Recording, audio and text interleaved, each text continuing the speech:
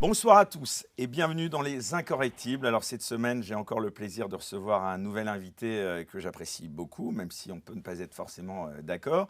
Il est ancien député européen, ancien élu à Marseille, ancien conseiller du ministre de l'Intérieur Jean-Pierre Chevènement. Il est également éditorialiste politique à Sud Radio, à CNews. Une voix qu'on connaît, une parole qui ne fuit pas le terrain. Avec lui, on va parler de cette France qui vacille, de cette Europe qui recule et d'un monde où les repères s'effondrent. Marseille, Gaza, Trump, Macron, l'élection présidentielle de 2027, vous le voyez, les sujets ne manquent pas et les tensions montent. Bienvenue donc dans Les Incorrectibles à Karim Zeribi. Ravi de vous retrouver, cher Karim. Bonjour Eric Morio. Donc, vous étiez venu il y a déjà quelques temps et une émission qui avait d'ailleurs beaucoup fait parler. Alors, je précisais en introduction, vous êtes ancien élu à Marseille. Alors, j'aimerais qu'on commence un petit peu par cette ville qui vous est chère, qui est chère à votre cœur, puisque j'ai d'ailleurs pu constater de visu la popularité que vous avez, qui est absolument incroyable dans cette cité phocéenne. On le disait donc en prémisse de cette émission, vous avez été donc élu à Marseille. D'abord, comment est-ce que vous jugez l'évolution de cette ville ? Je trouve qu'elle ne se développe pas comme elle le devrait.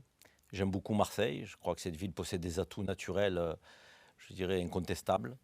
Une lumière magnifique, un cadre de vie, notamment dans le centre-ville et les quartiers sud, qui est sans pareil. Une corniche fantastique. Des atouts réels aussi par ses ressources humaines. Des Marseillaises et des Marseillais qui, pour certains d'entre eux, entreprennent. Une ville jeune, ce qui n'est pas le cas donc, dans le pays globalement et sur le continent européen en général. Mais une ville qui peine à démarrer en termes d'infrastructures, d'accueil d'entreprises d'un bon niveau, de capacité aussi à rayonner sur le plan touristique. Il y a des problèmes structurants à Marseille. Les questions de propreté, les questions de sécurité, les questions de logement, les questions d'emploi privé aussi, parce qu'il y a énormément d'emplois publics, mais peu d'emplois privés. Toutes ces questions-là font de Marseille une ville qui est en réalité en deçà de ce qu'elle devrait être. Pour moi, Marseille doit être une grande capitale de la Méditerranée. Et si ça n'est pas le cas, je pense que c'est parce qu'il n'y a pas de, je dirais, de leader politique capable d'impulser et de déverrouiller cette ville. C'est malheureux, mais j'espère qu'à l'avenir, ça changera. Alors justement, vous le disiez, une cité phocéenne marquée également par des crimes. On l'a eu cette semaine avec encore un gamin de 18 ans qui a été tué. Il y a eu aussi le week-end dernier, on se souvient, tous ces heurts autour du stade Vélodrome avec donc ce concert du rappeur Jul. Sur les réseaux sociaux, on voit de nombreuses vidéos justement qui montrent ces débordements.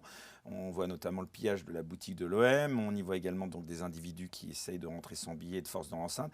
Comment est-ce que vous avez perçu ce week-end de concert de Jules au Vélodrome et de manière générale, comment est-ce que vous vous expliquez toutes ces dérives ? D'abord, Jules, c'est une image un peu emblématique de Marseille aujourd'hui. C'est le leader de la musique urbaine en France. C'est quelqu'un qui a réuni en 2 soirées au stade Vélodrome 150 000 personnes. Donc c'est colossal. C'est le Johnny Hallyday, j'ai envie de dire, des temps modernes, Jules, qui est très apprécié en plus des plus jeunes aux plus âgés. Les familles vont en concert donc voir Jules. Et c'est vrai qu'il y a eu quelques débordements, mais je pense qu'il ne faut pas abuser, Eric Morio. Il y a eu 33 interpellations sur 150 000 personnes. Ça représente 0,02%. Donc il y a des gens qui ont voulu resquiller, rentrer de manière, j'ai envie de dire, un peu par non-respect des règles. Il y a la boutique de l'OM qui a été saccagée, c'est vrai, vous l'avez dit, dégradée, mais il ne faut pas non plus trop grossir le trait. Souvenez-vous, en 1963, le concert de Johnny Hallyday, Place de la Nation, 150 000 personnes aussi. Il y avait le blouson noir à l'époque, et quand vous regardez les archives, énormément de bagarres, de violences et de heurts. Donc finalement, 60 ans après, c'est Jules, avec quelques phénomènes, quelques épiphénomènes donc, de dérapage. Mais la grande majorité s'est amusée, a pris plaisir, et c'était dans une ambiance qui était très bon enfant. On parle beaucoup d'ensauvagement de la société, c'est un constat que vous Je pense partagez ? que je dirais la comparaison de ce terme avec le concert de Jul est inappropriée. Il n'y a pas du tout d'ensauvagement dans les concerts de Jul. Jul, encore une fois, est une personnalité très populaire, qui a gardé une forme de simplicité, qui dégage une identité Parce qu'une ville marseillaise. n'arrive pas à Donc, sécuriser un concert, vous ne pensez pas qu'il y a un problème ? 32 interpellations, 0,02%. Vous aimez vous arrêter, comme certains, sur ce qui ne va pas, sur le verre à moitié vide, et c'est même pas le verre à moitié vide, la goutte qui fait effectivement que ça n'a pas peut-être été à 100% positif. Mais quand vous avez 150 000 personnes, est-ce qu'on peut éviter qu'il y ait 0,02% de gens qui se comportent mal. 33 interpellations, Éric Morillo. N'en faites pas trop, parce que là aussi, je pense que si on peut porter un regard critique... Marseille est une ville sûre, à vous entendre. On peut porter un regard critique et objectif sur Marseille. Je suis le premier à le faire. Et si vous voulez parler des questions d'insécurité, nous en parlerons. Mais ne confondez pas ça avec Joule, avec ce concert. Non, mais je parlais au-delà, de manière générale, du rapport de l'insécurité à la ville de Marseille, quoi. Alors, le gamin de 18 ans là, qui a été... il y a eu 3 victimes, 2 blessés également, dans le quartier des Rosiers, je crois. Si vous voulez qu'on en parle, je dirais en décorrélant la question du concert de Joule, je suis prêt à en parler sans aucun problème. Il y a des narcotrafiquants à Marseille qui s'entretuent pour des guerres de territoire avec des gangs qui prospèrent sur le terrain de la drogue. Et c'est dramatique. Ça désocialise des jeunes, de plus en plus jeunes, et puis ça met à mal la tranquillité publique dans les quartiers populaires. Il y a des milliers de personnes qui sont terrorisées à Marseille, dans les quartiers populaires, et qui aimeraient voir la police plus souvent, donc la police républicaine, mais ils aimeraient voir cette police au quotidien. Vous savez, moi, je suis un ancien conseiller du ministre de l'Intérieur, donc moi, je demande la police nationale sur le terrain, et je la demande visible en tenue, donc, et armée comme il se doit pour faire face aux narcotrafiquants. Et je la demande d'autant plus que je n'apprécie pas quand on mène des opérations coup de poing qui sont des opérations de communication en réalité, qui n'ont vocation qu'à servir, je dirais, l'ambition politique d'un ministre de l'Intérieur, quel qu'il soit. Il faut sortir de cette logique-là et pour revenir à une logique de terrain.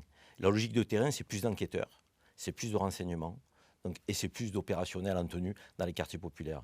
Il faut que les habitants des quartiers populaires aient droit à la sécurité de la même manière que dans les autres quartiers. Je ne vois pas pourquoi on les abandonnerait. La République doit accorder la même importance à tous ses enfants, à tous ses habitants, à tous ses citoyens. Ce n'est pas le cas à Marseille. Ce n'est pas le cas à Marseille.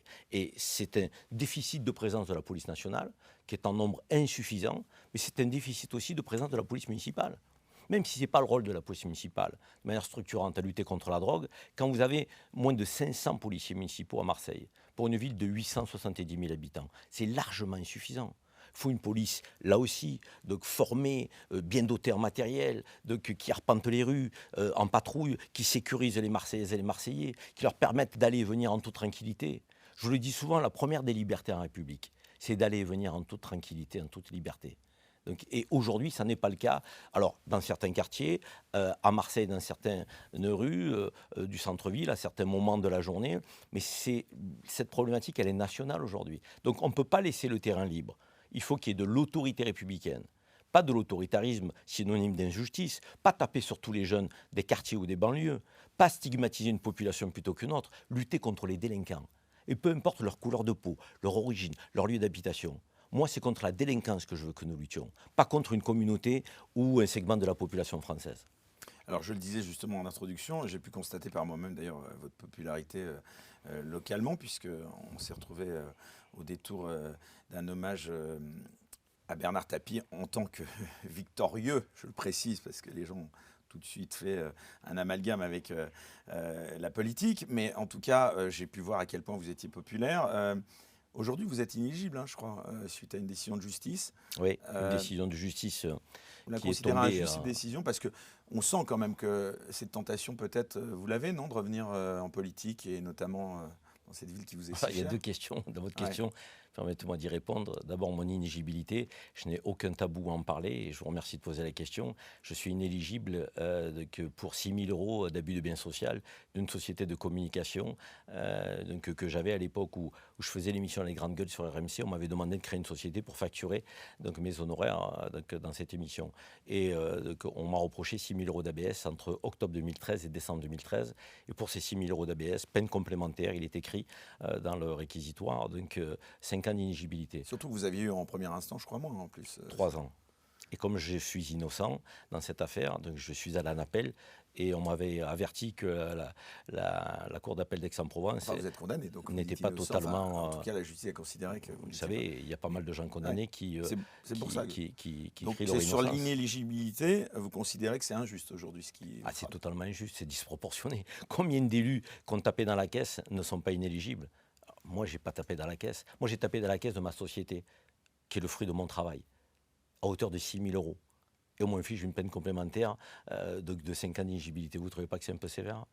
Mais je m'appelle Karim Zeribi et j'avais quelques ambitions à l'époque politiques à Marseille. Peut-être que je dérangeais. Il faut se poser la question comme ça aussi. Et aujourd'hui, vous Donc, pensez que vous dérangez encore, oui?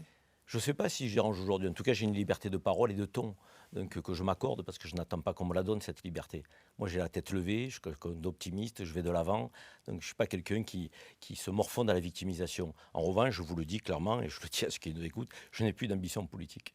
Donc aujourd'hui, j'ai une boîte de conseils, de relations publiques, je suis éditorialiste dans les médias, je prends beaucoup Mais de si cette plaisir à peine faire ce que je fais. d'inéligibilité, elle est élevée, parce que je crois que le procureur d'ailleurs peut la lever s'il le souhaite, vous ne seriez pas tenté, non, de retourner au charbon? La vie politique aujourd'hui, j'espère qu'on va en parler dans le cadre de cette Bien émission, sûr. je ne la trouve plus attrayante comme elle a pu l'être par le passé lorsque je me suis engagé. Je trouve que ça manque de figures, ça manque de femmes et d'hommes d'État. Je trouve que la vie politique, c'est d'une part radicalisé et C'est c'est pas une figure, la appauvri. maire de Marseille actuellement? Je trouve que la vie politique s'est appauvrie intellectuellement. Et on ne peut pas faire de la politique tout seul. Donc, il faut créer une dynamique collective. Vous savez, moi, je suis un homme d'idées, de valeurs, de principes. Donc, et j'ai envie de véhiculer ça. Et je peux le véhiculer de plusieurs manières. Politiquement, j'ai été à un moment donné ambitieux, j'ai été parlementaire européen et j'ai eu envie dans ma vie de briguer la mairie de Marseille, je ne vais pas vous dire le contraire. Donc cette envie est passée parce que la vie politique aujourd'hui, à mon avis, elle décline. Les femmes et les hommes politiques ne font plus ce travail intellectuel, philosophique qui est absolument indispensable. Donc ils sont dans une approche populiste, mais au sens petit du terme. Donc ils sont en train d'aller chercher des parts de marché électoral. Moi j'aime quand on rassemble, que ce soit les Marseillais, que ce soit la nation française. Moi je suis quelqu'un qui fédère. Moi je suis un vrai républicain. Moi, j'aime mon pays parce qu'il prône des valeurs dont tout le monde peut s'approprier, je dirais, le contenu, liberté, égalité, fraternité, laïcité. Nous sommes un grand pays. Et si notre pays décline, c'est parce que nous n'avons plus de voix de femmes et d'hommes politiques, de gauche, de droite, du centre, donc, qui à un moment donné vont nous faire vibrer, vont créer une forme d'entraînement de la population et de la nation française. Aujourd'hui, les uns et les autres veulent prospérer et être élus sur la division. Ils pensent qu'en fracturant la société française, en créant des confrontations, voire des haines dans notre nation, donc ils vont gagner. Mais ils ne feront pas gagner la France. Et c'est encore, je dirais, pire lorsque ces gens-là se définissent patriotes. C'est quoi être patriotisme? C'est aimer son pays, c'est défendre l'intérêt général, c'est vouloir faire nation ensemble, France ensemble.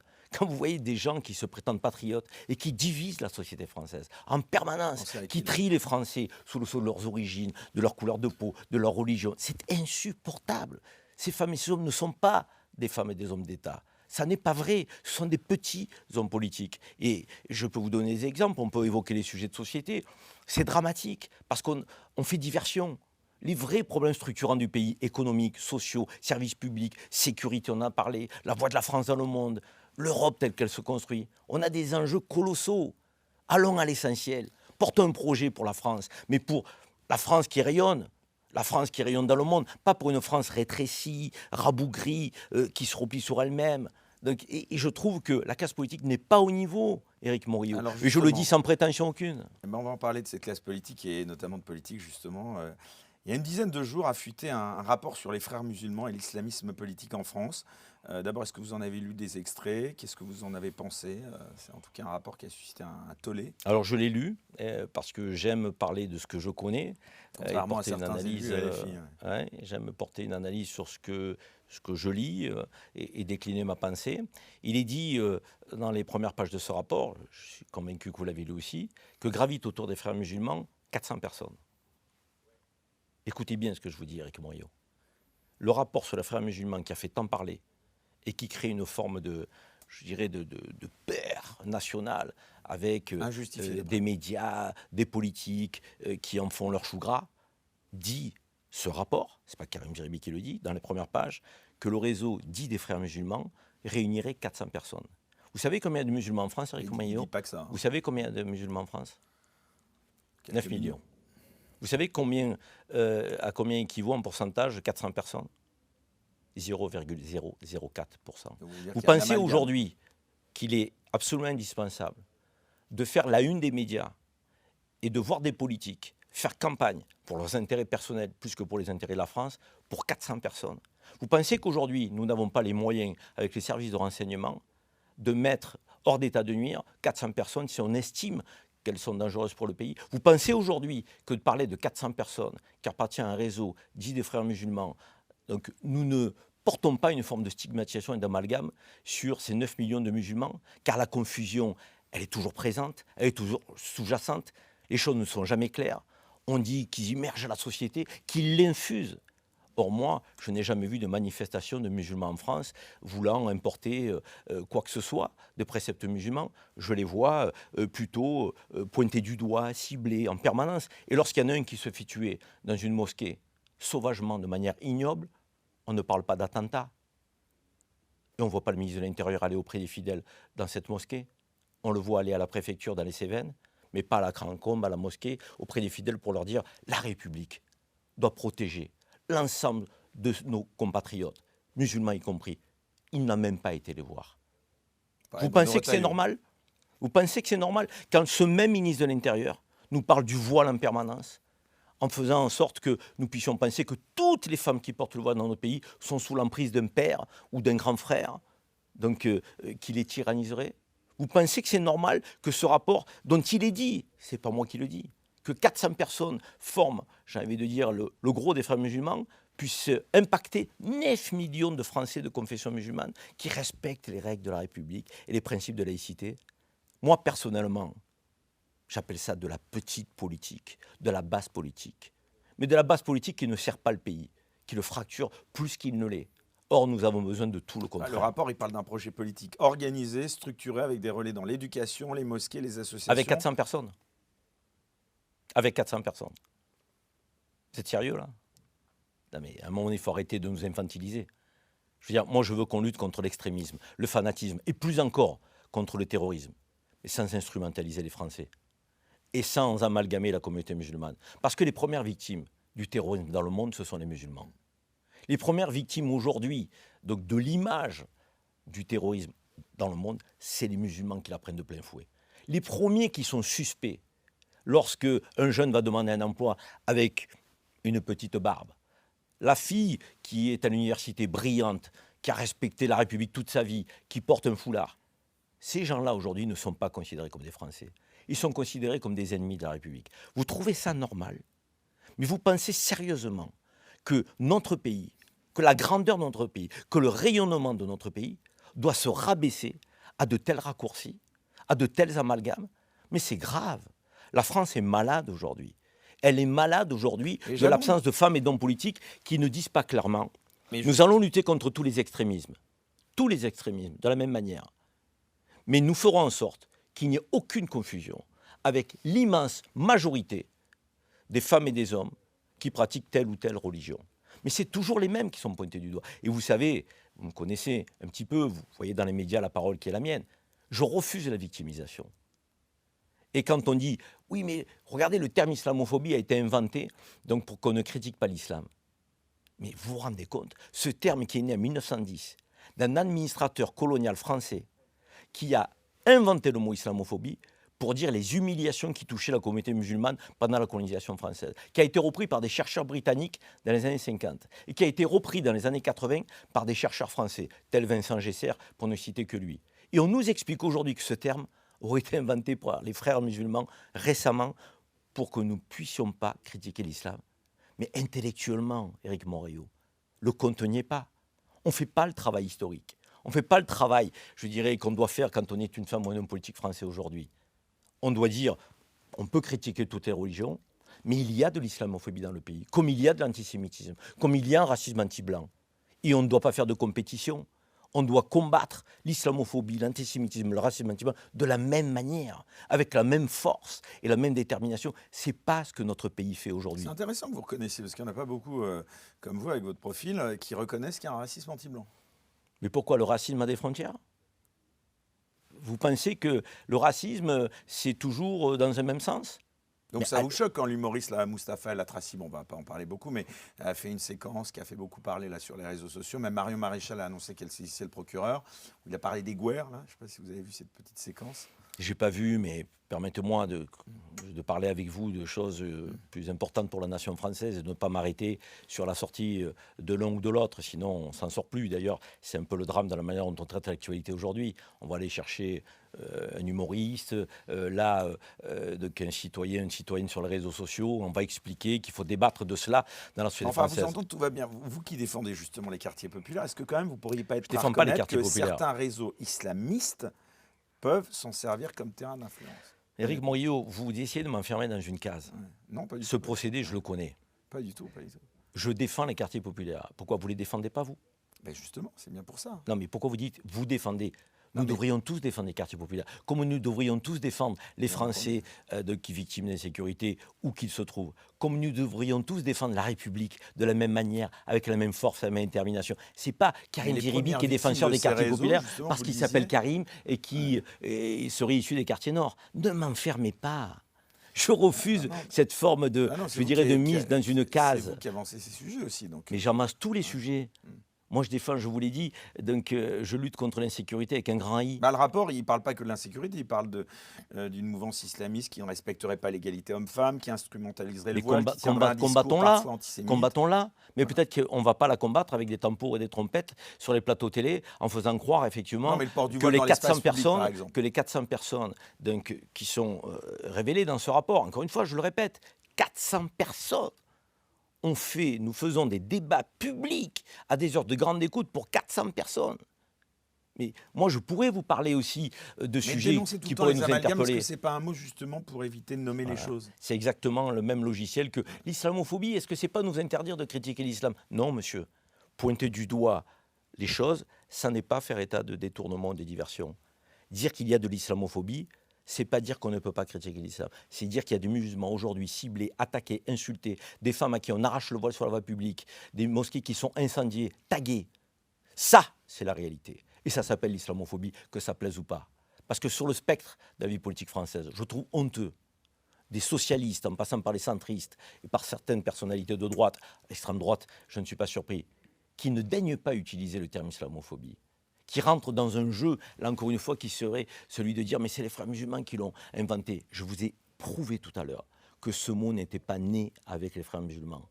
Il est né en 1910 par un administrateur colonial français. D'accord, mais parler Un des peu frères de musulmans travail et d'islam intellectuel radical, et historique. c'est une erreur politique pour vous aujourd'hui. Parler de l'islam radical pour combattre l'islam radical, oui. Le confondre avec les musulmans et l'islam, non, monsieur Morillo. C'est inacceptable. C'est inacceptable parce que les musulmans ont droit au respect, à la liberté de culte, à la liberté de religion. Et quand vous parlez matin, midi et soir du voile, comme si le voile aujourd'hui était porté, comme les femmes sont obligées de le porter en Iran, c'est une honte. J'entends d'ailleurs dire sur les plateaux télé, mais en Iran, il y a des femmes qui se battent pour porter le voile, contre le voile, pour ne pas le porter. Mais en Iran, ce qu'on ne dit pas, c'est pas qu'elles se battent simplement pour l'enlever, elles se battent pour la liberté. Et lorsque vous avez des femmes iraniennes à qui vous tendez le micro, vous leur dites, est-ce que vous vous battez pour qu'on puisse enlever, que les femmes puissent enlever le voile lorsqu'elles ne souhaitent pas le porter? Elle vous répond, oui, je souhaite aussi me battre pour que celles qui souhaitent le porter puissent le porter. En Iran, elle souhaite défendre la liberté. Elle ne souhaite pas défendre une obligation en face une autre. Parce que si vous dites, j'oblige toutes les femmes à porter le voile, ou vous dites, j'oblige toutes les femmes à l'enlever, vous êtes dans la même négation. C'est-à-dire que vous faites intrusion dans la vie des femmes personnelles, dans leurs choix personnels et intimes. Et donc vous niez leur capacité à faire des choix. Or, il y a des femmes qui ne veulent pas porter le voile. Et nous devons être à leur côté pour qu'elles puissent s'habiller, se vêtir comme elles le souhaitent. Et il y a des femmes qui souhaitent le porter, au nom de leur foi, de leur croyance, de leur rapport à Dieu. Il faut tout faire pour que personne fasse intrusion dans leur vie, pour qu'elles puissent le porter librement, tranquillement, sereinement. C'est ça la République. C'est ça la laïcité. Après, nous avons des lieux sanctuarisés, l'école, les services publics, où là, il faut être intangible. Ça n'est pas négociable. Il y a des principes de laïcité. Pas de signes religieux quand vous êtes un détenteur de services publics. Donc, Pas de de voile signes dans religieux, les écoles, pour vous. pas de voile dans les écoles publiques. Là, il faut être, je dirais, d'une fermeté absolue. Mais être dans une fermeté absolue, pour être en adéquation avec nos principes, ne veut pas dire qu'il faille dériver pour interdire à toutes les femmes leur libre choix et leur libre arbitre. Parce que là, c'est une pensée qui devient totalitaire. Et on fait l'inverse de l'Iran, mais je dirais de manière totalement négative. Encore une fois, Je défendrai toujours la liberté des femmes de se vêtir comme elles le souhaitent. Arrêtons ces faux débats. Vous vous rendez compte que des mamans en sortie scolaire, qui sont utiles à l'école publique, qui accompagnent les gamins et qui le font bénévolement, sont interdites aujourd'hui d'accompagner les enfants en sortie scolaire. Mais où va-t-on? Bah là, c'est incohérent avec ce que vous venez de dire, puisque vous me dites à l'école, il n'y a pas de voile. Et donc Détenteur des services publics, Éric Morillo, Ouais. écoutez bien ce que je dis, sinon vous êtes dans une forme de manipulation de ma pensée, comme beaucoup effectivement manipulent, instrumentalisent Les ce sorties scolaires, sujet. c'est considéré comme... Sortie scolaire, vous n'êtes pas détentrice de service public. D'abord, vous n'êtes pas payé, et vous le faites bénévolement, et vous êtes une maman. Vous n'avez aucun contrat avec l'éducation nationale. Donc disons les choses, soyez précis. C'est important, la précision. Sinon, c'est tout et n'importe quoi. Vous pensez qu'on débat confond public. islam et islam politique, vous, dans ce débat? Je pensais qu'on confond islam et islamisme. Et d'ailleurs, dans les mots du ministre de l'Intérieur, Bruno Retailleau, parfois il dit islamisme, et parfois il dit islamique. Mais c'est grave. La sémantique, les mots ont du sens en République. Islamique, c'est une culture. Et c'est une grande culture, la culture islamique. C'est une culture qui a apporté à l'humanité. Je veux dire, l'astronomie, l'algèbre, la science, c'est la culture islamique. Et puis il y a l'islamisme, qui est un excès, un fanatisme, un extrémisme. Mais confondre les deux signifie quand même qu'il y a des facilités dans le débat qui sont dramatiques et des raccourcis qui sont inacceptables de gens qui sont en responsabilité au plus haut niveau de l'État. Donc rendez-vous compte, le citoyen lambda. Donc la confusion que l'on met dans les esprits. Non, il faut... Vous savez, moi j'ai été conseiller d'un homme qui s'appelle Jean-Pierre Chevènement. Que l'on soit d'accord ou pas avec Jean-Pierre Chevènement, il avait une grande qualité, l'exigence du débat républicain. Il faut que nous retrouvions une rigueur républicaine dans le débat public dans notre pays. Rigueur républicaine qui fait défaut aujourd'hui. Nous n'avons plus de rigueur républicaine. La classe politique n'a plus de culture historique, de culture de contextualisation, de culture intellectuelle. La classe politique vit à travers des punchlines, des raccourcis, des amalgames, une forme de populisme de bas étage, un populisme de caniveau. Tout ça pour être élu dans une vision court-termiste. Mais la France va mal, Éric Morillo. Et quand vous avez un pays qui va mal et que vous aimez votre pays, vous faites tout pour le sortir de l'ornière, mais de manière honnête intellectuellement, pas en instrumentalisant les esprits et les Français. On le voit sur tous les sujets. D'ailleurs, on ne traite jamais les sujets de pouvoir d'achat, de crise, des services publics, de dette. On ne parle que des sujets qui sont des sujets crispants, de tension, et qu'on instrumentalise. Voile matin, midi et soir. Musulmans matin, midi et soir. Frères musulmans matin, midi et soir. Immigration matin, midi et soir. Identité, grand remplacement matin, midi et soir. C'est ça la France en 2025, au XXIe siècle? C'est pas mon pays, ça. Vous ne pensez pas que l'insécurité, c'est le sujet majeur? C'est un des Avant sujets. l'économie. C'est un des sujets. Parce que s'il n'y a pas de sécurité, il n'y a pas d'économie. Et s'il n'y a pas d'économie, il n'y a pas d'apaisement dans la société, il n'y a pas de cohésion nationale. Et il n'y a pas de compétitivité de la France à l'échelle mondiale. Donc il faut marcher sur deux jambes. Et tranquillité publique, et il faut retrouver une forme de, je dirais, d'autorité républicaine, partout et pour tous. Vous avez entendu? Partout et pour tous. Pas que dans les quartiers populaires, partout et pour tous. Et il faut retrouver une forme de dynamique économique, entraîner les Français, retrouver la valeur travail, retrouver un pays compétitif, un pays qui fait des réformes structurantes et pas des petites réformettes qui mettent les Français dans la rue, qui les rendent mécontents et qui ne leur permettent pas d'entrevoir l'avenir pour leurs enfants, pour leurs petits-enfants. Vous savez, les classes moyennes aujourd'hui dans notre pays, elles se sentent déclassées. Il y a un déclassement des classes moyennes.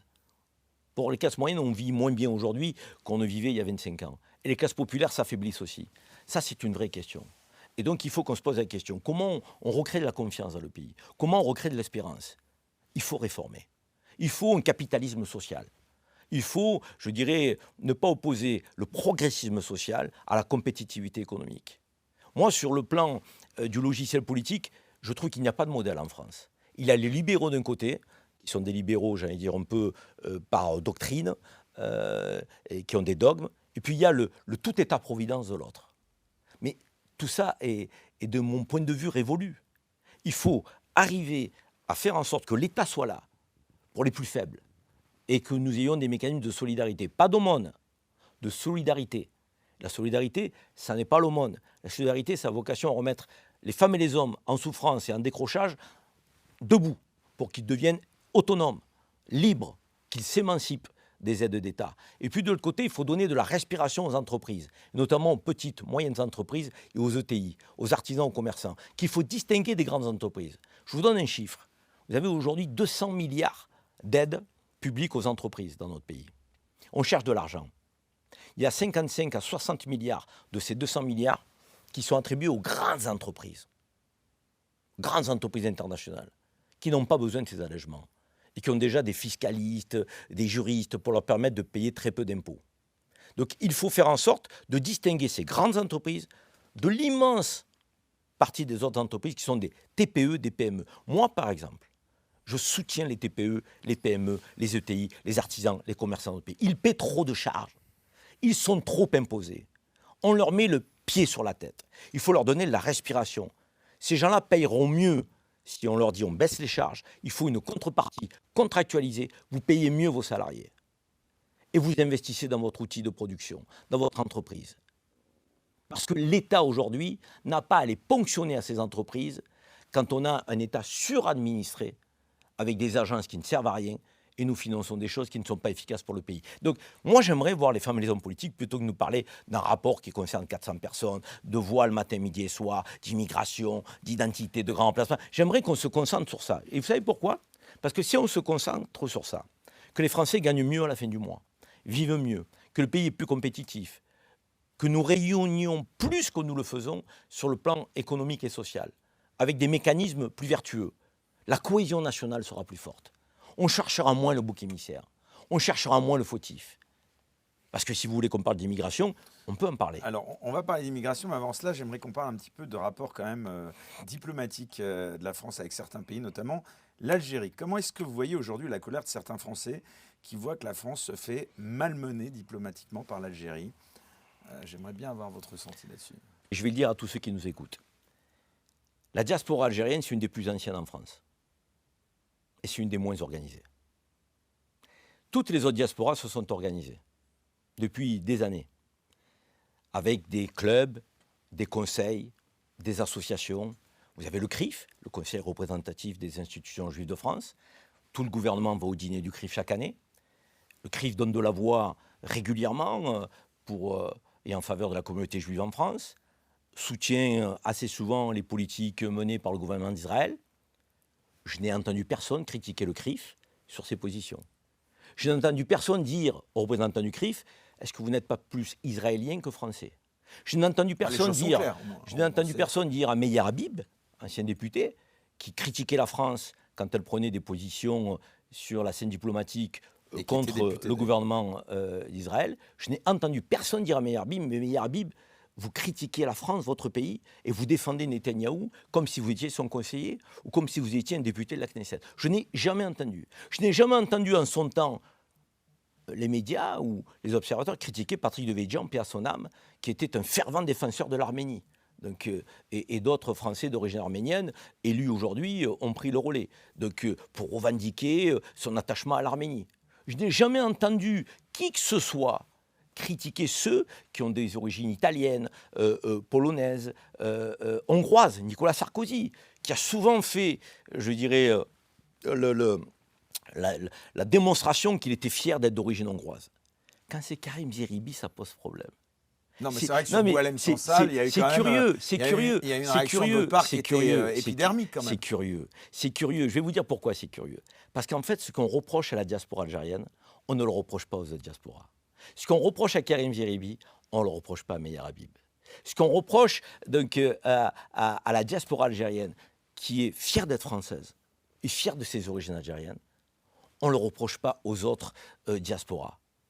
Vous avez un problème avec l'Algérie ? Je vous pose une question. Ah non, mais c'est pas moi qui suis au centre du sujet. Quand je dis que vous avez un problème, c'est tous ces observateurs qui focalisent, qui ont des obsessions sur la diaspora algérienne. Non, j'ai aucun problème, mais en tant que citoyen là-dessus français, là, avant de parler des origines, moi aussi j'ai des origines italiennes, ça va peut-être vous surprendre. Vous pourriez les mettre en avant, on ne vous dirait rien. Quand c'est un Français d'origine algérienne, il est suspect. Non, mais quand vous trouvez ça normal, vous ? Quand il y a des EQTF qu'on nous renvoie, pardon, là en tant que Français, moi ça me choque. Ça ne vous choque pas, vous ? Alors je vais vous dire, on va parler des EQTF. L'Algérie, aujourd'hui, en pourcentage, renvoie et accueille un nombre d'OQTF aussi important que le Maroc et la Tunisie. On ne parle que de l'Algérie. Pourquoi ? Le Mali accueille moins d'OQTF que l'Algérie n'en accueille. On ne parle jamais du Mali. Pourquoi ? Quand je vous dis ça, vous me répondez quoi ? Non, bah, Vous êtes me surpris l'apprenez. ou vous n'êtes pas Je surpris? suis surpris parce qu'en effet, Vous êtes je n'ai pas surpris. connaissance Vous êtes de surpris. Vous êtes ces surpris. chiffres. Et quand je vous dis que on défend Boualem Sansal, je souhaite sa libération. Je l'ai dit et je le redis. Hein. Mais quand on parle de Boualem Sansal, là aussi, en permanence, de manière récurrente, vous savez qu'il y a 1600 Français détenus à l'étranger. Il y en a certains qui ont fait des crimes, qui ont fait des viols, qui ont fait de la drogue. Il y en a certains, ils sont enfermés de manière scandaleuse. Théo Clair, 32 ans, enfermé en Azerbaïdjan, en septembre 2024. 3 ans de prison pour un graffiti dans le métro. Il a 32 ans, Théo Clair. C'est votre compatriote, c'est le mien. C'est aussi celui de Bruno Retailleau. Je pense qu'il l'a oublié. Vous avez entendu Bruno Retailleau parler de Théo Clair? Vous avez entendu parler les autorités françaises parler de Théo Clair dans les médias? Théo Clair est moins important que Boualem Sansal. Théo Clair est français ou il ne l'est pas? Théo Clair, on le défend ou on ne le défend pas? Pourquoi on ne donne pas de la voix pour Théo Clair?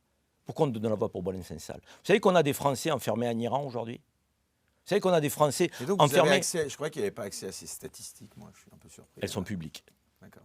Elles sont publiques. Il suffit de faire un petit travail de recherche et de vouloir que nous portions à un moment donné la voix de la France, non pas à géométrie variable, mais de manière, je dirais, juste, à égalité de traitement de tous les Donc Français. ça vous choque quand Bruno Retailleau souhaite rétablir, je le cite, un vrai rapport de force avec l'Algérie? Mais ça veut dire quoi un rapport de force? Moi, ça me choque quand Bruno Retailleau prend la place de Jean-Noël Barrot, qui est ministre des Affaires étrangères. Ça me choque quand Bruno Retailleau, qui est ministre de l'Intérieur, parle plus de l'Intérieur. Ça me choque. Ça me choque quand Bruno Retailleau, ministre de l'Intérieur, parle plus de l'Algérie que de l'insécurité qu'il doit combattre dans notre pays. Et vous avez attaqué en me disant, vous ne pensez pas que l'insécurité est le problème numéro 1? Et je vous réponds, et vous ne pensez pas que Bruno Retailleau devrait s'attaquer à ça? Non, mais vous me parlez du Maroc et d'autres pays. Bon, ok, mais ça n'empêche pas qu'il y ait un problème, alors, dans ce cas, malgré tout. Et pourquoi on n'en parle pas? Et pourquoi on ne parle que de l'Algérie? Pourquoi on fait une fixation, une obsession sur l'Algérie? Vous n'avez pas de réponse. Et c'est ça qui me chagrine. Parce que quand on est objectif... Mais je vous parle plus largement, moi, pas que de l'Algérie. Comment est-ce que vous expliquez qu'un pays qui refuse de reprendre ses ressortissants sous EQTF continue à recevoir des aides de la France, que ce soit l'Algérie, peut-être, ou le Maroc? Essayez d'être juste. Essayez d'être juste et d'être objectif. Vous avez le sentiment qu'il y a une focalisation sur l'Algérie? Si vous êtes juste et objectif, vous arrêtez les fake news, vous arrêtez de les relayer. Je sais que vous êtes un journaliste. Et le travail d'un journaliste, l'éthique du journalisme, c'est de ne pas relayer des fake news. C'est faire de l'information et de ne pas relayer des opinions quand celles-ci ne sont pas fondées. Il n'y a pas d'aide au développement pour l'Algérie. Il n'y a pas d'aide au développement pour l'Algérie. L'aide au développement concerne les institutions françaises en Algérie. L'aide au développement concerne les universités françaises qui accueillent des étudiants algériens. L'aide au développement, en aucun cas, elle ne sert l'Algérie à se développer. Si vous voulez qu'on parle de l'Algérie, on peut en parler. C'est un pays qui n'a pas de dette.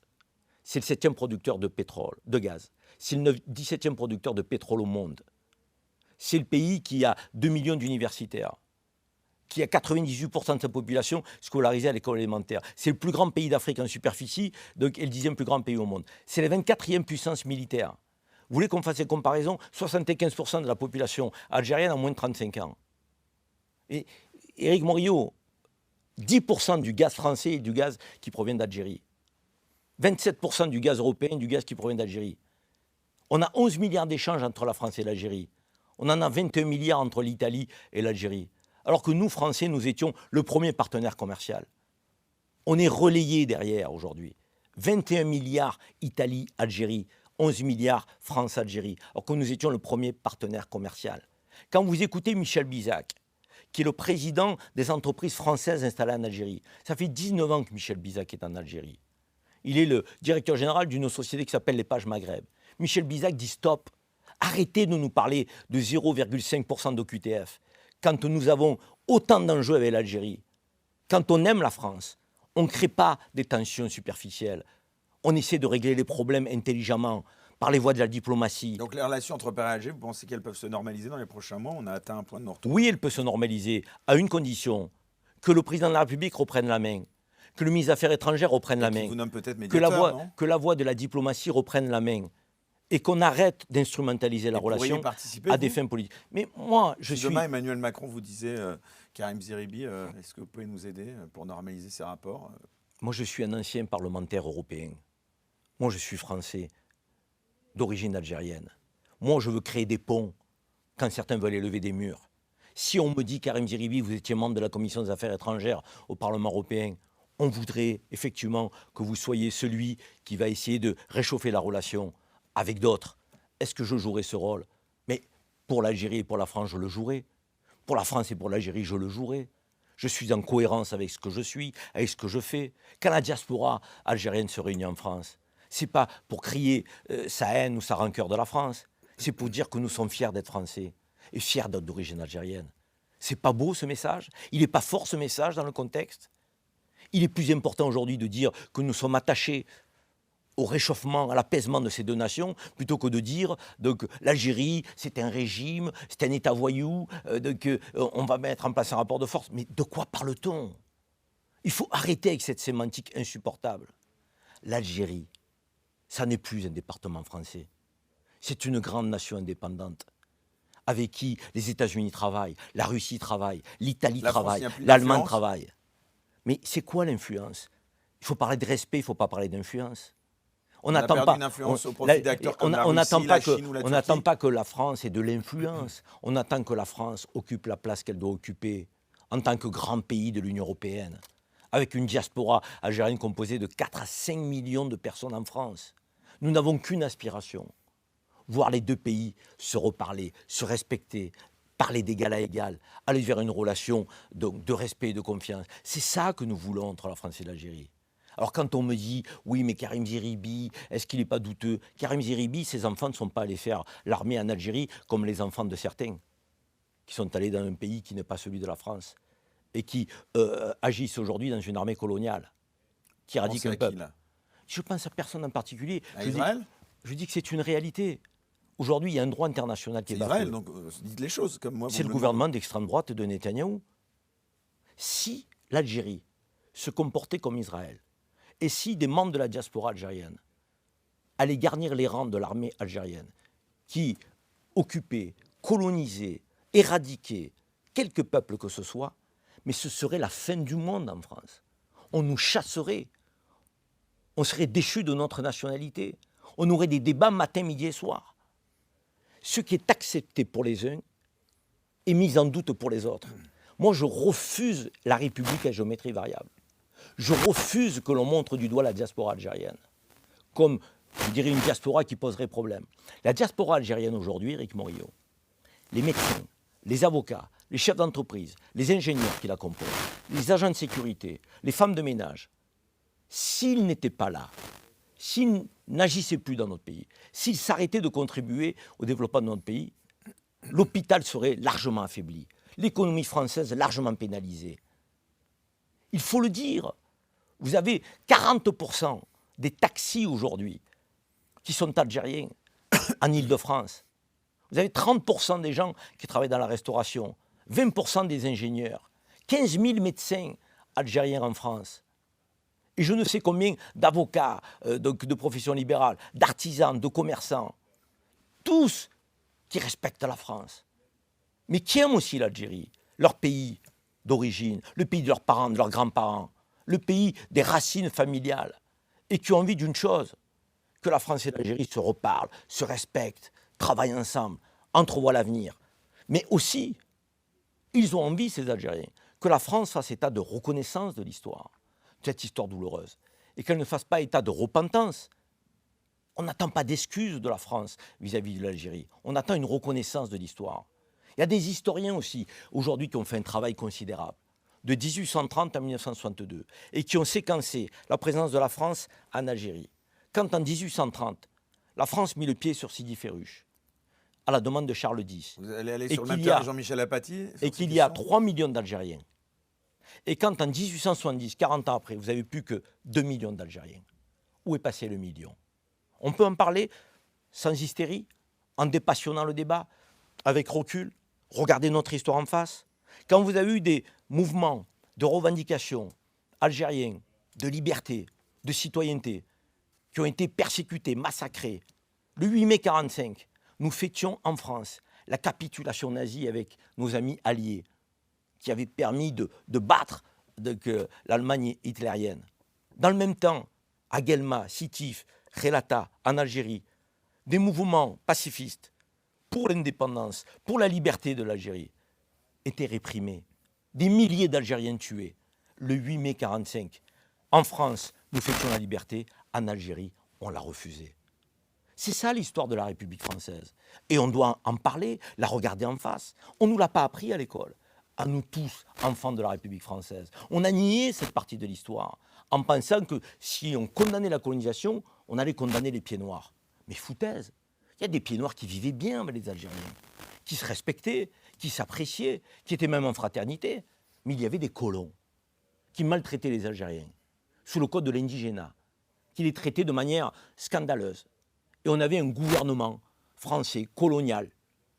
Et il faut le dire, parce que la République, c'est la République des Lumières, le pays des droits de l'homme et du citoyen, la Révolution de 1789. Et c'est pas en adéquation, ça, avec la colonisation. On peut comparer au régime nazi, comme le faisait à un moment donné Jean-Michel Apathy sur RTL. Mais tout est bon. La question n'est pas de comparer, la question est de citer, de dire la réalité de l'histoire. Quand il y a eu des enfumades en Algérie, où vous enfermiez des femmes, des enfants, des vieillards dans des grottes, et que vous vous empêchiez de sortir, et que vous mettiez le feu pour les étouffer, c'est la France qui a fait ça. C'est la France qui a fait ça. Quand vous avez massacré des villages, violé des femmes, donc tué des enfants, donc, quand vous avez, jamais de dire, massacré, exproprié des hectares et des hectares d'Algériens donc, pour les occuper, dévaster des villages, massacrer des populations, refuser la citoyenneté au moment du décret Crémieux, où on a accepté la citoyenneté française pour les juifs, on l'a refusé pour les musulmans donc algériens qui étaient chez eux, des autochtones. C'est l'histoire. On ne peut pas le nier. Des historiens français et algériens l'ont compté, l'histoire. Appuyons-nous en 2025, au XXIe siècle, sur cette histoire. Non pas pour s'autoflageller, parce que la France aujourd'hui, ce n'est pas la France d'hier. Et tous les Français ne sont pas comptables de la colonisation. Et donc, il faut dire l'histoire. Et si on reconnaissait la globalité de l'histoire entre la France et l'Algérie, encore une fois, non pas en s'excusant, en ne faisant pas état de repentance, mais en reconnaissant l'histoire, en le regardant en face. La République, aujourd'hui, a un idéal. Cet idéal a été bafoué en Algérie. Les 132 ans de colonisation ont été portés par un régime colonial ignoble, qui a humilié, massacré, bafoué le droit aux Algériens à l'indépendance, à l'autodétermination. Il faut le dire. Larbi Ben Midi, qui est un grand résistant algérien, on nous a dit qu'il s'était suicidé, interrogé par les forces françaises coloniales, et notamment Ossarès, général Ossarès. Emmanuel Macron a reconnu récemment que finalement, les archives ne disaient pas qu'il s'était suicidé, qu'il était mort sous la torture. Pourquoi autant de temps à sortir les archives? Pourquoi autant de temps à regarder l'histoire en face? Larbi Ben Midi disait au congrès de la Soumam en Algérie, en Kabylie, le 20 août 1956, à tous ses compagnons qui voulaient l'indépendance de l'Algérie, si nous obtenons l'indépendance de l'Algérie, le français n'est pas le problème. Le problème, c'est le colon. Nous chasserons les colons. Les Français qui voudront rester, resteront. Mais l'État sera algérien, gouverné par les Algériens. Il y aura des institutions algériennes. Et notre peuple sera libre. C'est ça, la réalité de l'histoire. Et moi, je crois que nous aurions intérêt à reconnaître l'histoire et à nous projeter devant, en utilisant la diaspora tel un pont pour réchauffer les relations, pour faire du business entre la France et l'Algérie. Quand vous avez l'Italie qui fait 21 milliards d'échanges entre l'Italie et l'Algérie et la France 11 milliards, ça me fait mal au cœur. Je suis français. Je veux défendre les entreprises françaises. Et je veux que les entreprises algériennes puissent faire du business, créer des relations de confiance avec les entreprises françaises. Mais pour cela, il ne faut plus que Bruno Retailleau ouvre la bouche. Il faut que Bruno Retailleau lutte contre l'insécurité en France. Il faut que c'est Bruno Retailleau le problème, d'après vous? Aujourd'hui, oui. Dans la relation France-Algérie, il est allé trop loin. Dans la relation France-Algérie, il a manqué de respect à l'Algérie. Et dans la relation France-Algérie, c'est les voies de la diplomatie. Quand Gérald Darmanin était ministre de l'Intérieur, il n'y avait pas de problème. Il y avait plus d'OQTF qui étaient repris. Parce que Gérald Darmanin avait compris comment il fallait se comporter avec l'Algérie, la Tunisie et le Maroc. Il avait fait le tour des pays du Maghreb, il est allé discuter avec les autorités et il leur avait demandé effectivement de faire un effort. Et d'ailleurs, Gérald Darmanin, dans une interview, dans un podcast sous la forme qui est la vôtre aujourd'hui, a dit, je ne sais pas si vous l'avez vu, il faut le dire quand on lui a dit, mais est-ce que la France reprend toutes les personnes qui sont expulsées dans le monde et Gérald Darmanin a dit avec beaucoup d'honnêteté, on n'a pas tous envie de les reprendre. Les violeurs et les criminels, on met du temps à les reprendre. On met du temps à délivrer une autorisation consulaire, nous Français. Et le même Gérald Darmanin a dit dans les OQTF, on a 95% de gens qui ne sont pas des délinquants, qui ne posent pas de problème, qui ne doivent pas rester sur le sol français, que les choses soient claires, mais qui ne posent pas de problème. Il y a 5% de délinquants dans les OQTF. À écouter les médias et à écouter Bruno Retailleau, tous les OQTF sont à criminaliser. Vous savez qu'il y a des OQTF qui travaillent dans les arrière-salles de restaurants, qui font la plonge, qui font le restaurant. Vous savez qu'il y a des OQTF aujourd'hui qui sont dans les tranchées des entreprises de BTP et qui restructurent notre voirie et qui travaillent pour nos entreprises. C'est aussi la réalité. Faire preuve de discernement, c'est si pourquoi difficile ils que acceptent ça. pas de les reprendre avec votre discours? Non, je ne vous parle pas de ça. Je vous dis que nous voulons renvoyer que les OQTF délinquants. Et je comprends la position de la France. Je ferai pareil. Mais je ne demanderai pas à l'Algérie par injonction de les reprendre. J'irai en Algérie, je parlerai avec respect à l'Algérie et j'essaierai de trouver un terrain d'accord et d'entente pour que les Algériens les reprennent, pour que les Marocains les reprennent, pour que les Tunisiens les reprennent, pour que les Maliens les reprennent, pour que tous les pays reprennent leurs OQTF. Je le ferai avec respect. Ça n'est pas ce qui est fait. D'une part, on a l'impression que le débat sur les OQTF fait qu'on a 100% des OQTF délinquants, et d'autre part, on a l'impression que le débat sur les OQTF ne concerne que l'Algérie. Les deux sont faux. On a deux fake news. 95% des OQTF ne sont pas des délinquants. Ça ne veut pas dire qu'ils doivent rester sur notre sol. Encore une fois, ne me faites pas dire ce que je n'ai pas dit. Mais je dis qu'on n'a que 5% des délinquants. Quand on entend Bruno Retailleau, on a l'impression que 100% des OQTF posent problème. Ou certains médias. Et deuxièmement, l'Algérie n'a pas repris moins d'OQTF que n'en ont repris d'autres pays. Certains Pourquoi on ne médias où parle vous que de travaillez, l'Algérie? par exemple, peut-être? Pardon? Certains médias où vous travaillez, peut-être? Certains médias où je travaille, je parle des médias en général. Ah, vous ne pensiez pas à CNews, par exemple, au hasard? Non, il y a une pensée unique. Vous y êtes invité quand même aussi dans ces médias. Mais bien sûr. J'y vais, je porte la contradiction, avec conviction, Y compris sur Internet. j'ai aucun problème à le faire. Et aujourd'hui, on est tous conscients qu'on a basculé de médias d'information à des médias d'opinion, que ce soit France Inter, que ce soit CNews, ce sont devenus des médias d'opinion. Et moins que des médias d'information. On ne délivre plus l'information comme on le faisait il y a 20 ans. On délivre des opinions et des animateurs qui ont des opinions, qui les partagent, que tels des gens qui sont partie prenante. Mais pourquoi vous voulez me faire citer toujours des noms, des mots, je veux dire... Soyons précis. Mais pourquoi vous ne me citez pas Tout à l'heure, vous me demandiez d'être précis. Pourquoi vous ne me citez pas Léa Salamé? Ah ben, je peux tout à fait. Alors, bon, je suis en train de vous dire que dans le spectre... On va en parler d'ailleurs de Léa Salamé. Je suis en train de vous dire... Écoutez bien, je suis en train de vous dire que dans le spectre des médias français aujourd'hui, nous avons de plus en plus de médias d'opinion par rapport aux médias d'information que nous avions par le passé. Et donc, dans les médias d'opinion, vous avez des lignes très à gauche, des lignes très à droite, des lignes un peu dans le ventre mou, plutôt centristes. Vous avez de tout. Mais la réalité, c'est qu'aujourd'hui, le média est identifié à une ligne éditoriale. Alors parlons-en, parce qu'on va justement, évidemment, parler de Gaza aussi. Léa Salamé, justement, enfin, c'était pas forcément par elle que je voulais introduire le sujet, mais vous avez suivi un petit peu cette polémique suite à ces propos d'Ardisson qui avait comparé ce qui se passait à Gaza avec Auschwitz, et puis il y a eu un lendemain des excuses auprès de la communauté juive. Léa Salamé, elle aussi, s'en est émue. Quel est votre regard, tiens, vous, homme de médias, aussi? Ces rétropédalages, ils sont choquants, surprenants. On a l'impression que ces gens ne réfléchissent pas à ce qu'ils disent. Vous voulez dire que c'est le rétropédalage qui est choquant ou les premiers propos qui sont... Non, c'est le rétropédalage, parce que quand on a des propos, il faut les assumer. Vous voulez dire que quand Ardisson a comparé à Auschwitz, ça ne vous a pas choqué, vous? Moi, ça ne m'a pas choqué si c'est ce qu'il pense. Il faut assumer ce que vous pensez. Je veux dire, si c'est ce qu'il pense, il faut aller au bout de ce qu'il pense. J'ai vu un autre éditorialiste dire sur un plateau télé, Gaza, c'est le ghetto de Varsovie. Il n'a pas rétropédalé, il le pensait. Alors après, on peut ne plus l'inviter, mais il le pensait. Il faut être en adéquation avec ce qu'on dit. Oui, ce que je dis, c'est ce que je pense. Ce que je pense, je ne vais pas rétropédaler demain sur une analyse aussi importante, aussi sensible.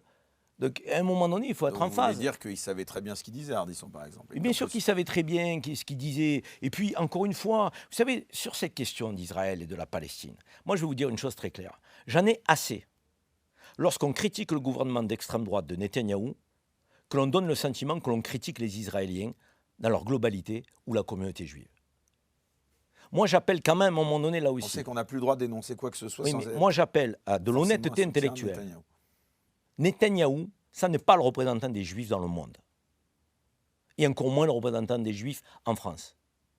Netanyahou, c'est le Premier ministre d'un gouvernement d'extrême droite, criminel, messianique, qui éradique un peuple et qui crée les conditions de génocide, qui commet des crimes de guerre, qui affame un peuple, qui empêche à ce que des Palestiniens, aujourd'hui, puissent vivre en toute liberté, dans l'autodétermination sur le peuple.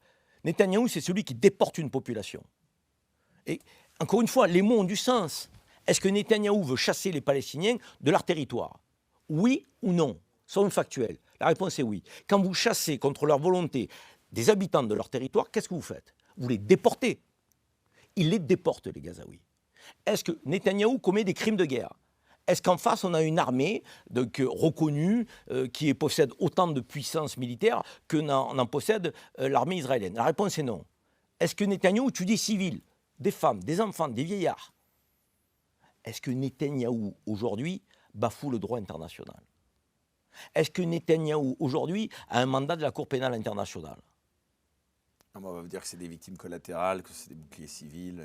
2 ans après, vous osez encore me sortir ça? Non, je vous donne les arguments. Non, mais ne vous cachez pas derrière les arguments. Quand ces arguments sont scandaleux, je vous demande de ne pas les reprendre. Parce que quelque part, vous faites le porte-voix, je dirais, d'arguments qui sont Il y a un vrai débat, pardon, Non, intellectuellement aujourd'hui, il y a un vrai débat, mais non, ça il veut n'y a pas plus de dire débat. que Intellectuellement, ce débat est terminé. Donc c'est un génocide pour vous, sans aucune discussion possible. Mais écoutez ce que disent aujourd'hui des experts. Écoutez ce que disent des voix juives. Elie Barnavi, Ouais. l'ancien ambassadeur de France en Israël, qui dit qu'il y a un gouvernement qui veut commettre un génocide et qui le dit et qui l'annonce. Il est antisémite, l'ancien ambassadeur d'Israël en France? Ehud Olmer, ancien Premier ministre israélien, qui dit que ce que fait aujourd'hui Israël est totalement scandaleux, aux antipodes des valeurs qui doivent guider la nation israélienne. Quand vous avez des milliers d'Israéliens qui manifestent tous les jours pour dire stop, ils veulent la libération des otages, mais ils veulent aussi que ce massacre s'arrête. C'est concomitant. Mais Netanyahou et son gouvernement n'en ont que faire des otages, n'en ont que faire du droit international, n'en ont que faire des civils palestiniens. Arrêtons de cette naïveté, cette fausse naïveté. Et quand j'entends le président de la République qui veut reconnaître l'État palestinien à la fin du mois de juin, mais qu'attend-on pour reconnaître? On a besoin d'une grande conférence internationale. On a besoin d'une grande conférence internationale pour taper à la table du Conseil de sécurité des Nations Unies, pour porter une résolution qui demande la mise en place d'une force d'interposition à la frontière entre Israël et la Palestine, pour faire entrer l'aide humanitaire, pour protéger les civils palestiniens. On a besoin de quoi? On a besoin d'une volonté politique, on a besoin de courage, on a besoin que la France redevienne la France et entraîne au Conseil de sécurité et que les masques tombent. Si le droit de veto est porté par les Américains, ben, il faudra à un moment donné que nous soyons aussi en désaccord. Qu'est-ce qu'il fallait faire d'après vous après le 7 octobre, si vous étiez après le 7 octobre, il fallait tout faire. Quand même rappeler qu'il y a eu ça quand même. Il fallait tout faire pour combattre le Hamas. Et comment? Et seulement et simplement le Hamas. Et comment? Et pas les Palestiniens. Quand ils ont voulu tuer Nasrallah, ils l'ont fait ou ils l'ont pas fait? Ils ont éradiqué les Libanais ou ils ont tué Nasrallah de manière ciblée? Vous savez, l'armée israélienne, quand elle veut tuer quelqu'un de manière ciblée, elle sait le faire. Quand elle veut éradiquer un peuple, elle sait le faire aussi. Et là, le choix a été fait. Ce n'est pas de tuer les dirigeants du Hamas de manière ciblée, c'est d'éradiquer un peuple. Le Hamas est le prétexte. Le 7 octobre est une horreur absolue. Et je l'ai dit. J'ai compati à la douleur des civils israéliens. J'ai dit qu'on ne s'attaquait pas aux civils. J'ai dit qu'il fallait aujourd'hui remettre en cause... Vous les qualifiez de terroristes, on est d'accord, le Hamas? C'est un acte terroriste, tout à fait. Je l'ai dit, je l'ai redit. On me l'a fait redire 100 fois. Parce que me le faire redire 100 fois permettait de ne pas parler de la suite et de la réponse disproportionnée, honteuse. Faire, je dirais, une focalisation sur le 7 octobre 2 ans après, c'est quand même culotté. Convenez-en. Le 7 octobre, c'est 1200, 1300 personnes. C'est une horreur. Mais on parle du plus grand pogrom du siècle. Mais alors quand vous avez 100 000 personnes qui sont tuées, quand vous avez un peuple qui est déporté, éradiqué, c'est quoi? On appelle ça comment? On tergiverse sur les mots. On ne parle pas d'éradication, on ne parle pas de déportation, on ne parle pas de génocide. Il y a des mots interdits. Mais attendez, si n'importe quel État se comportait comme Israël, mais ça fait longtemps que l'ensemble de la planète serait mobilisé pour l'arrêter. Et aujourd'hui, on a une forme de, j'ai envie de dire, complicité. On a des Nations Unies qui sont dans une forme d'impuissance. Ce n'est plus les Nations Unies, c'est les Nations désunies. On a une Cour pénale internationale qui a été mise en doute, avec des magistrats et des juges traités d'antisémites. Mais regardez jusqu'où on va. Cet argument de l'antisémitisme qui est, je dirais, agité sans cesse, en permanence. Il n'existe pas l'antisémitisme, d'après vous? Mais dire que l'antisémitisme existe, est-ce que ça permet d'utiliser ce terme en permanence à l'égard de ceux qui critiquent le criminel Netanyahou? On peut faire un peu la part des choses.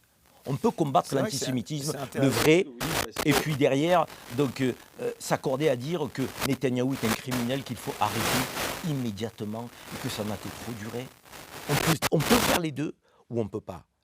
Ça veut dire qu'on dit qu'on a inventé le mot islamophobie pour interdire la critique de l'islam, ce que je conteste. Mais je suis en train de me rendre compte qu'on utilise le mot antisémite pour interdire l'accusation au gouvernement d'extrême droite criminelle de Netanyahou. C'est le parallélisme, à un moment donné, des stratégies. Ce qu'on reproche aux uns, on l'utilise à ses dépens donc pour interdire le débat. C'est insupportable. C'est tout simplement insupportable. Moi, je suis scandalisé, comme beaucoup, parce que le droit international est bafoué, parce qu'on est en train de vivre la fin des Nations Unies. Il va falloir repartir sur, je dirais, une autre instance. Les 5 membres permanents du Conseil de sécurité ne sont plus légitimes. Donc, on a des gens, en fait, qui statuent sur un droit international qui est bon pour les autres, mais qui n'est pas bon pour eux. C'est là où ça ne peut pas fonctionner. On veut faire appliquer le droit international, je veux dire, à l'égard de certains pays, pour certaines nations. La à la géométrie variable, quoi. Mais c'est tellement énorme. Bien sûr que c'est à géométrie variable. Et ce droit international à géométrie variable, il sonne la fin des Nations Unies. Ça ne peut plus durer. On a eu la fin de la Société des Nations en 1945, on a enchaîné sur les Nations Unies. On va avoir, avec Gaza, certainement la fin des Nations Unies pour enclencher sur autre chose, avec plus de place pour les pays du Sud global, plus de place pour les pays du continent africain, plus de place pour les pays qui n'ont pas de voix aujourd'hui, à l'évidence. On est dans, je dirais, un monde qui est instable, qui est le monde du chaos, le monde des injustices. Voilà ce que prônent aujourd'hui les instances internationales. Et les grandes puissances, notamment occidentales, sont porteuses de cette instabilité. Alors justement, ça nous amène à revenir comme ça à ce qui se passe aussi dans le pays. C'est que ce qui se passe à Gaza, on le voit bien, ça a été importé aussi en France, de facto. Alors, quand vous voyez des députés de la République, soit députés évidemment au Parlement européen, en l'occurrence, je pense à Rima Hassan, en France, à Émile Caron ou à d'autres qui brandissent des drapeaux, est-ce que vous pensez qu'ils sont dans leur rôle, vous qui avez été député européen, est-ce que là, sur par exemple l'interventionnisme de Rima Hassan sur ces questions-là, vous trouvez que c'est normal? Mais si vous regardez les interventions de Rima Hassan et celles de Meir Habib, vous les mettez sur un... Oui, mais je les mets exactement à mes niveaux. Il y en a un qui est d'origine israélienne, qui est binational, dont la voix donne le sentiment d'être la voix de Netanyahou, plus que celle d'un député. Oui, mais celle qui l'a remplacé, c'est exactement la même chose. Donc, non, attendez, dans la communauté juive, il y a des gens fantastiques. Il y a des voix magnifiques. Et je les cite, Ronnie Broman, Michel Siboni, je vous ai cité Elie Barnavi, on pourrait en citer, mais plein. Je veux dire, il y a des intellectuels, il y a même le journal Haaretz, qui sont hostiles au Netanyahou et qui sont surtout hostiles à la colonisation, à la déportation, au massacre des Palestiniens et qui veulent effectivement que 2 États vivent côte à côte en toute sécurité. Ces voix-là, aujourd'hui, on ne les met pas en ouverture du 20h. Ces voix-là, aujourd'hui, dans les médias, on ne leur fait pas la part belle. Est-ce que c'est le rôle d'un député comme Émeric Caron, député du 18e arrondissement de Paris, de parler que de ça, pardon, Karim Zeribi, est-ce que c'est le rôle d'un député de la Nation de ne parler que de sujets qui touchent à Gaza et à Israël? Est-ce que c'est pas... C'est son rôle de parler de ça, que de ça? Certainement pas, parce qu'un député doit parler de tout, des sujets de politique intérieure. Mais vous ne pensez pas qu'il y a, honnêtement, vous ne pensez pas qu'il y a de l'électoralisme aussi derrière? Peut-être. Pourquoi il n'y a Peut-être, vous en pas doutez. d'électoralisme quand on cible les musulmans d'un côté, qu'on dit que l'islamophobie n'existe pas, il n'y a pas d'électoralisme vers des segments électoraux d'extrême droite? Vous pensez que la droite républicaine aujourd'hui est toujours républicaine alors elle court derrière le Rassemblement national? Ce n'est pas de l'électoralisme de courir derrière le Rassemblement national? Là, encore une fois, vous êtes en train d'appliquer ce que notre pays vit. Une analyse à géométrie variable. Vous parlez de l'électoralisme de Enfin, vous LFI mettez sur un et pied vous parlez d'égalité, les pas de discussions sur l'électoralisme l'insécurité. de Retailleau, Wauquiez et Ciotti. Mais évidemment que les deux sont dans une démarche électoraliste. Mais il y en a un que vous pointez, d'électoralisme, et il y en a un autre Non, je me demande qui si vous Gaza, c'est indiffère. pas devenu un alibi idéologique aussi pour justifier aussi certaines formes de radicalité en Comment France. vous pouvez parler d'un alibi idéologique Gaza avec les massacres, avec la déshumanisation que subit le peuple palestinien, avec l'éradication, Je la parle politique de la déportation. récupération qu'on est peut-être faite par des politiques qui Mais sont... le dire, c'est pas récupérer. Le dire, c'est dénoncer, Éric Morillo. Ça veut dire quoi? Que pour ne pas être accusé d'électoralisme, il faut se taire? Vous savez que je crois que c'est Mélenchon qui disait Il il y a faut quelques tourner la années tête. qu'on avait même le droit, je crois, là je reparle de l'islam et des musulmans, il avait le droit d'être islamophobe. Je crois qu'il avait dit quelque chose comme ça. Je ne sais pas s'il a Ouais. dit ça, mais vous essayez de... C'est une meute derrière Mélenchon, vous en Ah, il y a faites eu un partie. livre d'ailleurs avec ce nom. Oui, mais vous en faites partie. Vous êtes Vraiment. un certain nombre à faire focus sur la LFI. Vous êtes obsédé par la LFI, vous êtes obsédé par Mélenchon. Vous avez peur qu'il gagne? C'est ça qui vous Ah inquiète? bah, il y a peut-être un sujet. D'accord. Attention. Je ne fais pas partie de ceux, notamment les socialistes, qui veulent agiter le torchon du RN comme ils l'ont fait dans les années 80 en expliquant que le RN d'aujourd'hui, c'est le FN d'hier. Non. J'accorde à Marine Le Pen le fait, effectivement, de ne pas être dans les dérapages de son père, que ce soit à l'égard de la communauté juive, à l'égard de la communauté musulmane. Il faut le dire. Vous savez, moi, j'essaie de vous porter des analyses justes. C'est pour ça que ma voix dérange. Parce que quand je vous dis ça... Bah, il est difficile à cerner, pardon, parce que par moment, sur l'aspect sécuritaire, je vous trouve un effet très souverainiste, enfin chevènementiste, et puis bon... Non, il n'y a pas de souverainisme dans les positions sécuritaires. Je ne vois pas en quoi la sécurité est souverainiste. Je suis très républicain. Et la République, ce n'est pas un régime de faiblesse. En matière de sécurité, je suis pour l'autorité républicaine. L'autorité, on a tous été élevés dans l'autorité républicaine. Si vos parents n'avaient pas été autoritaires avec vous, vous ne seriez pas l'homme que vous êtes. Si mes parents n'avaient pas été autoritaires avec moi, je ne serais pas l'homme que je suis. Si nous n'avions pas eu des instituteurs autoritaires, nous ne serions pas les citoyens que nous sommes. Donc tout au long de la vie, du cheminement de la vie, un enfant de sa naissance dans la famille jusqu'à l'école, à l'éducation nationale, on a besoin d'avoir des tuteurs autoritaires. Les parents, les instituteurs. Quand je vous dis qu'il y a des députés qui ne parlent que de ça, j'ai l'impression quand même qu'il y a d'autres sujets qui préoccupent davantage... Et quand Retailleau, les ministre, parle Français. que des musulmans, il n'y a pas d'autres sujets? Et là, encore une fois, vous ne le pointez pas. Vous allez chercher un député qui a quasiment aucun pouvoir, hein. Excusez-moi, 577 députés, vous levez la main, vous appartenez à un groupe, quand vous êtes dans l'opposition, comme les Émeric Caron, donc vous subissez la politique dominante. Mais quand vous êtes ministre de l'Intérieur, vous êtes aux manettes. Non, l'insécurité, Vous c'est êtes- un vrai vous êtes- sujet. vous êtes On voit ministre tous les des cultes. sondages, les Français plébiscitent cette Je vous question. parle quand Retailleau fait une obsession de l'islam et Parce de qu'il l'Algérie, considère, est-ce qu'il est dans le sens des priorités du pays?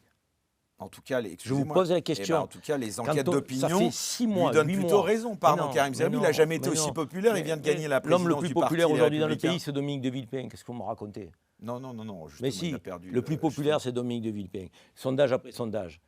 Donc, Dominique de Villepin, il refuse le populisme aujourd'hui ambiant de la classe politique. Vous le voyez bien. Vous voyez bien les positions qu'il prend sur le conflit Oui, tout à fait. à d'ailleurs, Israël. Vous le tout à voyez. fait indépendante, évidemment. Vous voyez quand même que les Et positions des positions indépendantes. les positions sous de aucune Villepin, pression, vous en êtes si sûr. je peux terminer, les Ouais. positions de Villepin sur Gaza et sur l'Algérie, est-ce que ce sont celles de Retailleau? Il est à l'opposé. Et pourtant, c'est l'homme le plus populaire. Alors les Français, ils épousent qui? Les thèses de Retailleau ou de Villepin? Bon, attendez, après la popularité. Ah non, mais vous êtes en train de me parler de la popularité de bah, je Retailleau. vous dis, j'ai l'impression que celle de Et quand Retailleau je est en vous train mets de. en face Non, quelqu'un non, qui est elle plus est en populaire train, que lui, justement- vous me dites, oh, la Non, non, non, non, je popularité. ne crois pas justement qu'il y a un débat Ça justement devient sur la difficile popularité de dans les débattre, études de ça sondage. devient Non, difficile. non, je pense que Retailleau, justement, Ça est en devient train justement difficile. d'être sur les plates-bandes de Villepin, justement, en termes de popularité. Vous pensez, moi je ne suis pas en train de penser, moi c'est factuel. Moi, vous savez, je fais le rôle des journalistes qui ne le font pas, je suis factuel. L'homme le plus populaire aujourd'hui en France dans les sondages, c'est Dominique de Villepin. Il prend des positions courageuses sur la relation France-Algérie, sur la relation De Israël-Palestine. manière libre, vous pensez aussi, tout à fait. Mais si vous pensez qu'il n'est pas libre, dénoncez-le, faites une émission, invitez-le. Mais qu'est-ce que vous allez jeter une suspicion gratuite? C'est malsain ce que vous faites. Bah non, non, pas du tout. Il n'a pas répondu à Benjamin Duhamel sur BFM il y a Et quelques qu'il n'a pas jours, répondu sur justement, quoi? sur justement quels étaient justement ses clients en termes d'avocats. On ne sait Mais pas. est-ce qu'il est obligé de répondre à Non, ça? parce qu'il y a Est-ce qu'il est derrière ça, candidat à la justement. présidentielle? Il va Est-ce l'être, que- et on le sait tous. Mais personne ne sait. Vous savez des choses, vous savez tout. Ah, il va pas Vous l'être. avez une boule de Pensez qu'il va pas cristal. l'être. Mais personne ne le sait. Est-ce qu'il s'est déclaré? Je le trouve arrogant, Mélenchon. Je le trouve même parfois repoussant. Et c'est dommage parce que je lui reconnais la capacité d'être un tribun. Je lui reconnais ses dimensions intellectuelles. Je lui reconnais de porter un discours parfois en rupture et qui est nécessaire pour le pays. Vous direz qu'il n'est pas antisémite comme certains. Il n'est pas antisémite, Mélenchon.